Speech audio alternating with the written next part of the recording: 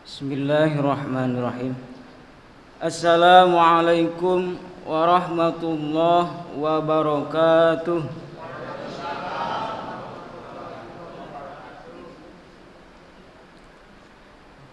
Alhamdulillahillazi ja'ala ramadana qiyaman li ibadihil mu'minin wasyaman li ibadihil mukhlasin. Asyhadu an la ilaha illallah, asyhadu anna Muhammadan abduhu wa rasuluhu la nabiyya ba'dah. Wa qala Allah ta'ala fi Qur'anil Karim, a'udzu billahi minasyaitonir rajim. Bismillahirrahmanirrahim. Kutiba alaikumusiyam kama kutiba alal ladzina min qablikum la'allakum tattaqun. Al-ayah.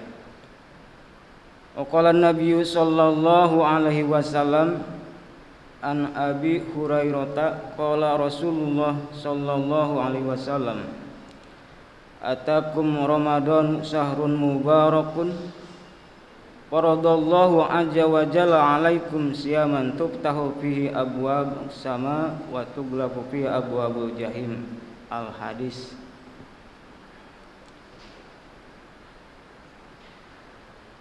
Hadirin wal hadirat sidang tarawih yang dirahmati diberkahi Allah Subhanahu wa taala. Pada kesempatan malam kali ini, mungkin yang pertama, tidak ada kata yang pantas kita ucapkan selain ucapan syukur kepada Allah Subhanahu wa taala. Rob yang sampai saat dan detik ini menganugerahkan aneka macam nikmat dan ragam rahmat untuk kita semua, sehingga dengan nikmat yang Allah hadirkan untuk kita bisa menjalankan ibadah sholat isya dan diteruskan dengan sholat sunnah tarawih berjamaah. Semoga rangkaian ibadah kita dari pagi sampai malam, dari bangun tidur sampai tidur lagi, semoga dicatat oleh Allah Subhanahu wa taala sebagai investasi amal soleh kita. Amin ya rabbal alamin. Salawat beserta salam kita limpah curahkan kepada baginda alam, ani habibana wa nabiyana, Rasul tercinta Nabi akhir zaman, yaitu Nabi Muhammad sallallahu alaihi wasallam. Dengan mengucapkan salawat, Allahumma sholli ala Muhammad wa ala alihi wa ashabihi ajma'in. Hadirin jemaah Masjid Al-Muhajirin yang dirahmati diberkahi Allah Subhanahu wa taala.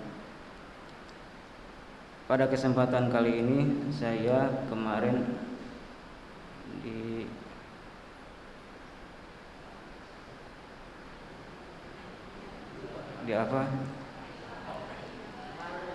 diomongin Pak Ustadz Ali, besok teng kamu isi tausiah. Saya gak bisa isi tausiah atau ceramah tarawih. Insya Allah kalau saya bisa, insya Allah. Boleh kan Bu, Pak? Boleh? Ya insya Allah.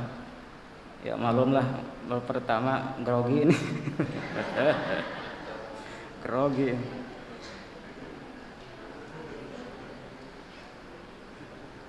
Temanya apa ya? Bingung.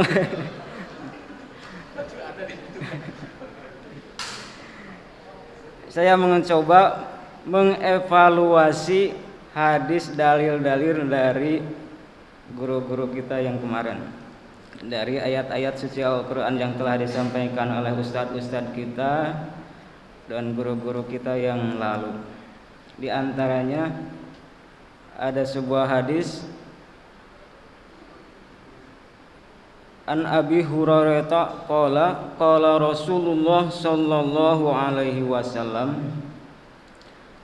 atakum Ramadanu syahrun mubarakun faradallahu azza wa jalla alaikum siyamahu wa tuftahu fi abwabus sama wa tughlaqu fi abwabul jahim wa tughallu fi maradatus sayatin lillahi fi lailatin khairun min alfi syahr min man hurima khairuha faqad hurim. Hadis riwayat An-Nasai. Dari Abu Hurairah radhiyallahu an berkata, Rasulullah shallallahu alaihi wasallam bersabda, telah datang kepada kalian bulan Ramadan, bulan penuh keberkahan. Allah Subhanahu wa taala telah mewajibkan kepada kalian berpuasa di dalamnya. Hadis ini udah ya kemarin ya. Ya, makanya judulnya mengevaluasi aja. Daripada dibilangin nyontek. Allah telah mewajibkan kepada kalian berpuasa di dalamnya. Dan di bulan itu pintu-pintu langit akan dibuka dan pintu-pintu neraka akan ditutup. Di bulan itu pula setan-setan akan dibelenggu. Di bulan itu ada malam yang lebih baik daripada 1000 bulan.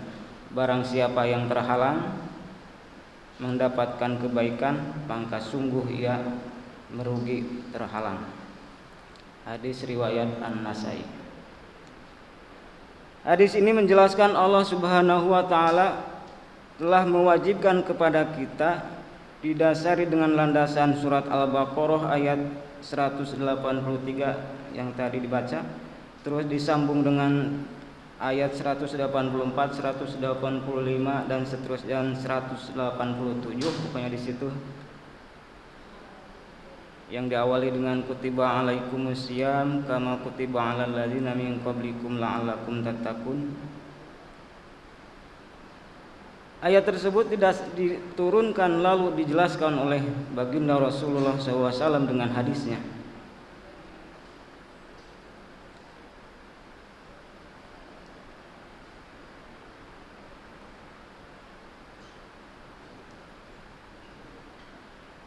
Kita tidak bisa ngeles lagi karena landasannya ada.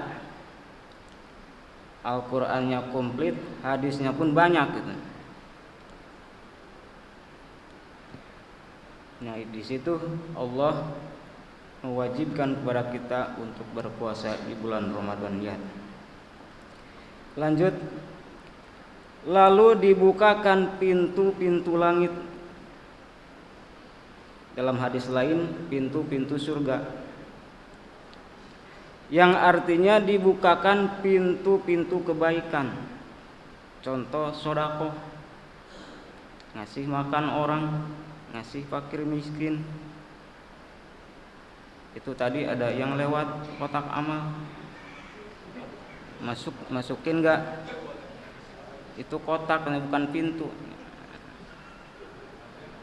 Kotak kan ada lubangnya, nah itu anggap aja pintu.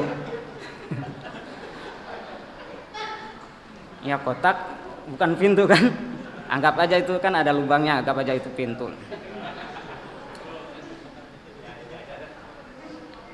Kenapa dalam hadis ini disebut pintu ya? Kenapa gak lubang gitu? Jadi begini, lubang-lubang kebaikan. Ya, yaudah jangan nyalahin hadis.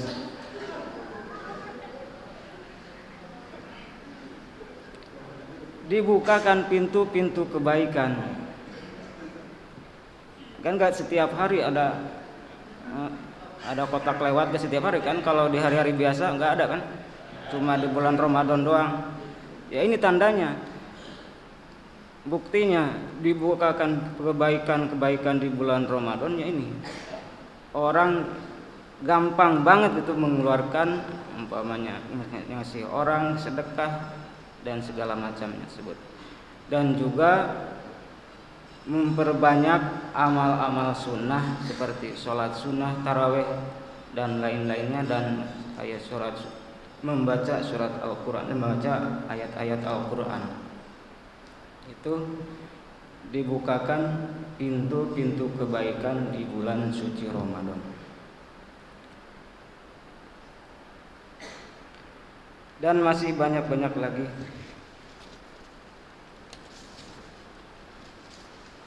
Lanjut, dan pintu-pintu neraka akan ditutup. Artinya pintu-pintu kejahatan, kemaksiatan, dosa-dosa di stop. Gak ada yang umpamanya berbuat dosa, berbuat zina dan sebagainya di bulan Ramadan, gak ada yang terang-terangan. Ada sih, tapi ya sedikit gitu. Tapi gak banyak tuh, gak semerajalela di bulan-bulan selain bulan Ramadan gitu maksudnya, biar cepat. Dan setan-setan dibelenggu. Apa itu dibelenggu? Kalau bahasa Turkinya itu dicangcang. Apa dicangcang? Apa dicangdikan? Diikat. Ya diikat. Dicincang ya, bukan dicincang. Diikat.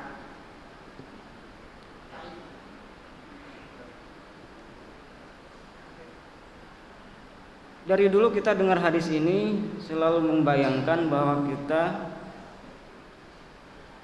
menghayal setan itu dicincang atau diikat di dalam gua dari kecil gitu, masih kecil. Terus di gua yang gelap terus diikat. Setan itu diikat, mukanya, kepalanya kepala hewan, terus badannya, tubuhnya tubuh manusia, terus diikat pakai rantai. Gitu ya hayalan kita. Apa sama? Ya gitu. Seperti itulah bayangan kita dulu. Setannya hitam warnanya, terus dalam goa gelap lagi. Kalau pengen ketemu kelihatan gimana caranya? Suruh nyengir. Nah pasti kelihatan giginya putih. Nah ketahuan.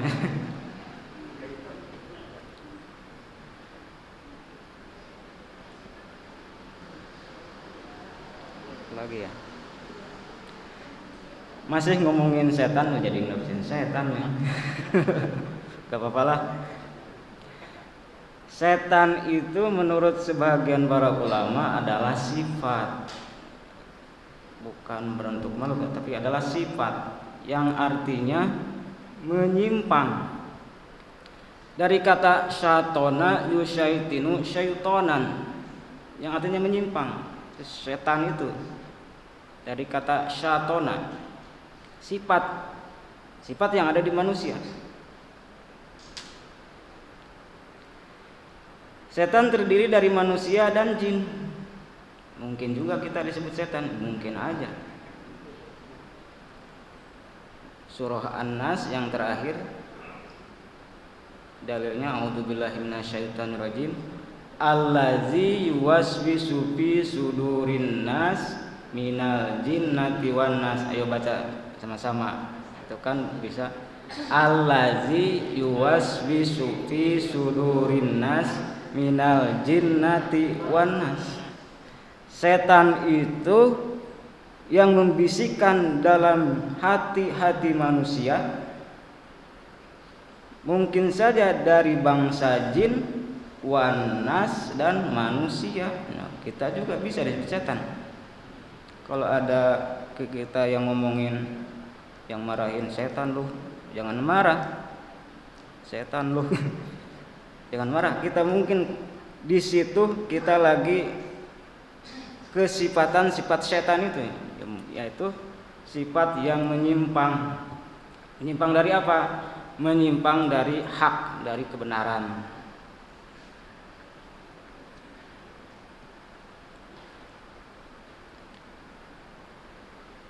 Timbul pertanyaan, mengapa setan-setan diikat, tapi kejahatan, kemaksiatan masih ada? Kok ada yang nggak puasa kan? Terus kan masih kesetanan, katanya diikat. Oh keluyuran setannya. Ya sebelum menjawab itu ada hadis juga dari Sofiyah an Sofiyah Tihuyai qalat kana Rasulullah sallallahu alaihi wasallam muta'akifan faitu azurun.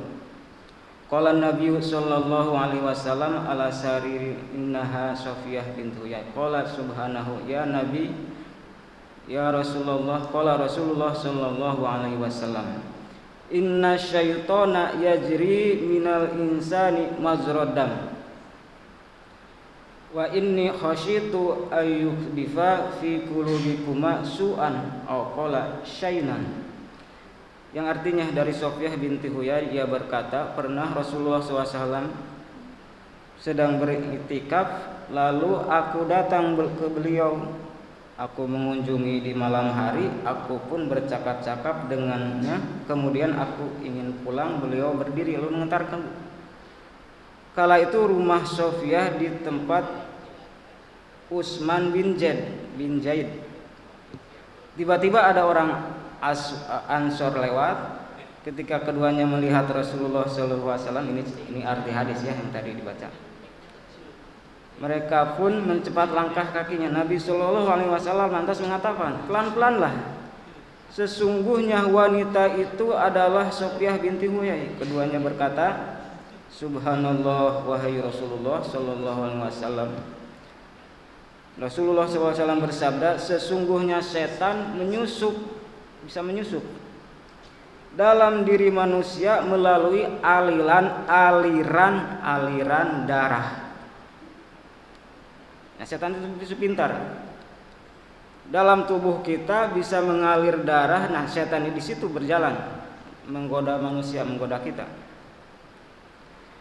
Aku khawatir sekitarnya setan itu menyusupkan kejelekan dalam hati kalian berdua itu.